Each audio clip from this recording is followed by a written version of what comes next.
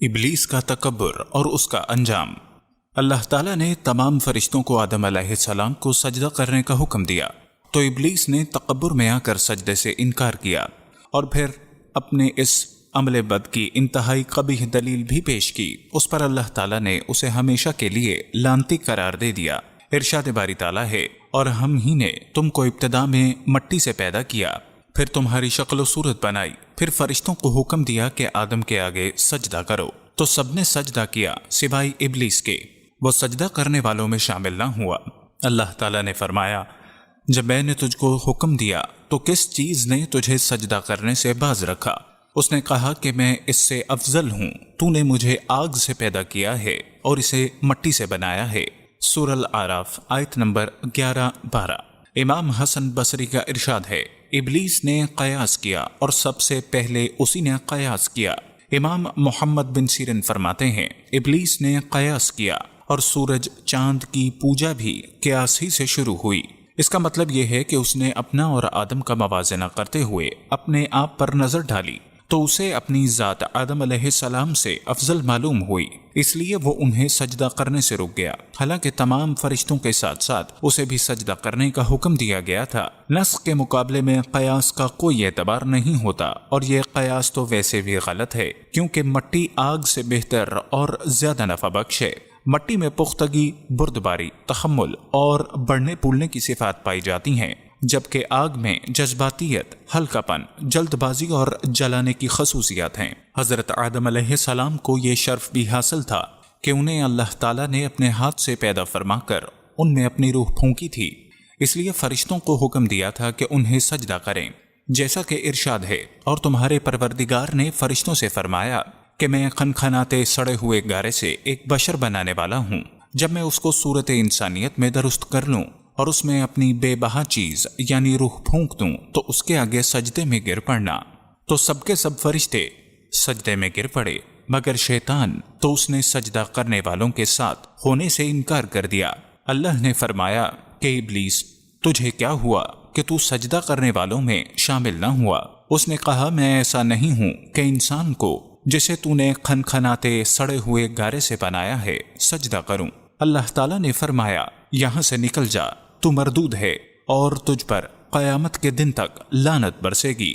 سورہ الحجر آیت نمبر 28 سے 35۔ ابلیس اس لیے لعنت کا مستحق ہوا کہ اس کے طرز عمل میں آدم علیہ السلام کی تنقیص و تحقیر اور ان پر فخر کا اظہار تھا۔ حکم الہی کی مخالفت ہے، جبکہ آدم علیہ السلام کا نام لے کر سجدہ کرنے کا حکم دیا گیا تھا، پھر اس نے جو عذر پیش کیا وہ بھی بیکار، بلکہ عذر گناہ بدتر از گناہ کا آئینہ دار ہے۔ اللہ تعالیٰ نے سورہ بنی اسرائیل میں اس کا تذکرہ یوں فرمایا ہے، اور جب ہم نے فرشتوں سے کہا کہ آدم کو سجدہ کرو تو سب نے سجدہ کیا، مگر ابلیس نے نہ کیا، کہنے لگا، بھلا میں ایسے شخص کو سجدہ کروں جسے تو نے مٹی سے پیدا کیا ہے؟ کہنے لگا، دیکھ تو یہی وہ ہے جسے تو نے مجھ پر فضیلت دی ہے، اگر تو مجھے قیامت کے دن تک مہلت دے تو میں تھوڑے سے شخصوں کے سوا اس کی تمام اولاد کی جڑ کاٹتا رہوں گا۔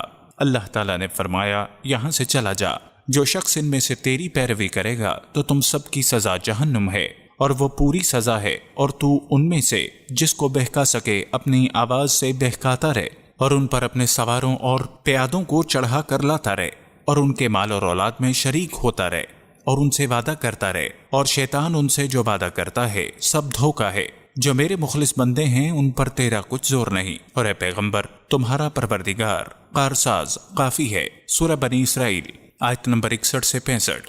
اللہ تعالیٰ نے بنی نوع انسان کو ابلیس کی دشمنی پر متنبہ کیا اور اس کے انجام بد سے ڈرایا، جیسا کہ ارشاد باری تعالیٰ ہے، اور جب ہم نے فرشتوں کو حکم دیا کہ آدم کو سجدہ کرو تو سب نے سجدہ کیا، مگر ابلیس نے نہ کیا، وہ جنات میں سے تھا تو اپنے پروردگار کے حکم سے باہر ہو گیا۔ کیا تم اس کو اور اس کی اولاد کو میرے سوا دوست بناتے ہو؟ سورہ قحف آیت نمبر 50۔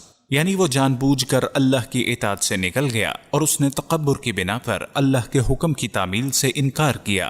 یہ اس کی ناپاک فطرت تھی جس نے اسے دھوکہ دیا، کیونکہ وہ آگ سے پیدا کیا گیا ہے۔ حضرت عائشہ رضی اللہ تعالیٰ عنہ سے روایت ہے کہ رسول اللہ صلی اللہ علیہ وسلم نے فرمایا، فرشتے نور سے پیدا کیے گئے ہیں، جن آگ کے شعلے سے پیدا کیے گئے، اور آدم علیہ السلام مٹی سے پیدا کیے گئے جو تمہیں بتا دی گئی ہے۔ حضرت حسن بصری نے فرمایا ابلیس ایک لہجہ بھی فرشتہ نہیں رہا۔ حضرت ابن عباس رضی اللہ تعالیٰ عنہ کہتے ہیں ابلیس زمین کے ان فرشتوں میں سے تھا جنہیں جن کہا جاتا ہے، اور علم اور عبادت میں ان سب سے بڑھ کر تھا، اور اس کا نام ازازیل تھا۔ سورہ الاعراف میں ارشاد باری تعالیٰ ہے، پھر شیطان نے کہا مجھے تو نے ملوم کیا ہی ہے، میں بھی تیرے سیدھے رستے پر ان کے لیے بیٹھوں گا، پھر ان کے آگے سے اور پیچھے سے اور دائیں سے اور بائیں سے آؤں گا، اور تو ان میں سے اکثر کو شکر گزار نہیں پائے گا۔ سورہ الاعراف آیت نمبر 16-17۔ یعنی اے اللہ، چونکہ تو نے مجھے گمراہ کیا ہے، اس لیے میں بھی انہیں گمراہ کرنے کے لیے ہر جگہ گھات لگا کر بیٹھوں گا، اور انہیں گمراہ کرنے کے لیے ہر طرف سے آؤں گا۔ خوش نصیب وہی ہے جو اس کی مخالفت کرے، اور سراسر بد نصیب وہ ہے جو اس کی بات مان لے۔ رسول اللہ صلی اللہ علیہ وسلم نے فرمایا شیطان انسان کے ہر راستے پر بیٹھا ہوا ہے۔ جب ابلیس نے حکم الہی کی تعمیل سے انکار کیا تو اللہ نے اسے تا قیامت لعنتی اور مردود قرار دے کر نکل جانے کا حکم دیا، اور اس کا مقام و مرتبہ بھی چھین لیا۔ اللہ تعالیٰ نے ابلیس سے فرمایا اس جنت سے اتر جاؤ اور اس سے نکل جاؤ۔ سورہ الاعراف آیت نمبر 13 اور 18۔ اس سے معلوم ہوتا ہے کہ وہ آسمان پر تھا، وہاں سے اسے نیچے اتر جانے کا حکم دیا گیا، اور اس مقام و مرتبے سے بھی محروم کر دیا گیا جو اسے عبادت کی وجہ سے اور اطاعت اور عبادت میں فرشتوں سے مشابہ ہونے کی وجہ سے حاصل ہوا تھا۔ اس کے تکبر، حسد اور نافرمانی کی وجہ سے اس سے یہ مرتبہ سلب کر کے اسے ذلت اور لعنت کے ساتھ زمین پر پھینک دیا گیا۔